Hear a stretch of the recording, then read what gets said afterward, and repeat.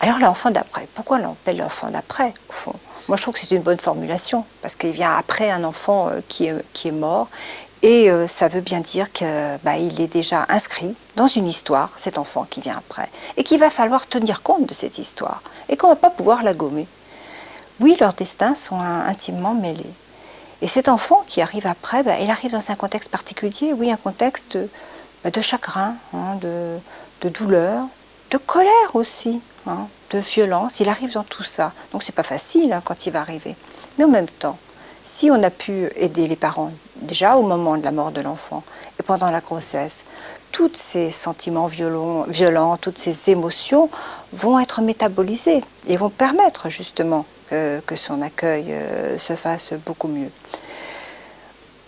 Moi, il me semble que cet enfant qui va venir après va pas forcément avoir des problèmes graves, identitaires.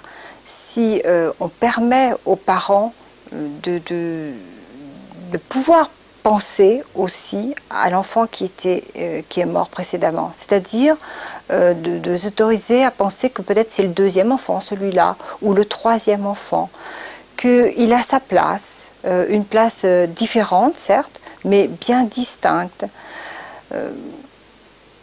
Parfois, bien sûr, les mères se sentent toxiques et elles n'osent pas l'allaiter. Je me souviens d'une maman qui disait oui, il ne veut pas de mon lait, mais c'est normal, je suis une mauvaise mère. Elle avait eu une interruption médicale de grossesse à la grossesse précédente, et elle se vivait vraiment comme une mère tueuse de fœtus.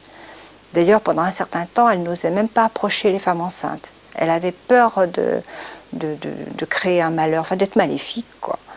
Et elle n'osait pas trop s'occuper de lui. En fait, elle avait hâte qu'il soit grand, autonome.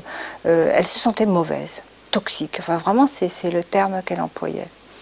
Donc, il a vraiment, cette femme, elle n'avait pas été suivie justement au moment de la perte de son bébé, et ni pendant la grossesse suivante. Elle est arrivée donc 2-3 semaines après la naissance de cet enfant, et vraiment dans un état de grande douleur et dans l'incapacité d'être en lien à cet enfant. Elle ne pouvait pas le voir et elle avait très peur pour lui en fait. Elle avait surtout une préoccupation médicale pour cet enfant. Donc de pouvoir la rassurer, de pouvoir... Cet enfant en fait, d'après, lui a permis de reparler de ce qui s'était passé avant. Et elle a pu mettre des mots sur sa douleur, sur aussi toute la culpabilité qu'elle avait pu éprouver. Et puis tout ça, finalement, est devenu moins intense, moins fort. Et elle a pu commencer à regarder ce bébé qui lui a renvoyé des signaux comme quoi elle était sa mère, qu'elle était une bonne mère. Souvent, ces bébés ont besoin de montrer qu'ils sont de bons bébés pour justement réparer un peu cette mère qui se sent si mauvaise.